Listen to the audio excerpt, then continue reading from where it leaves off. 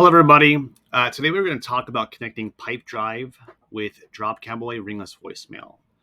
First, you're going to make your way to Zapier.com. You're going to click a little search, type in Pipedrive.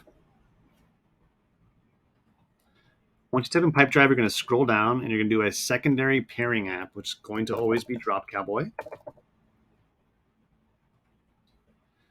You'll be brought to this page. This page is going to show you that something needs to happen within Pipedrive in order to trigger an action step within Drop Cowboy. So something needs to happen within Pipedrive to then send a ringless voicemail or a text message from Drop Cowboy. Go ahead and click the trigger, and it's going to show you quite a bit of activities that can happen within Pipedrive, which would then trigger a ringless voicemail. So choose one of the triggers that fits your needs.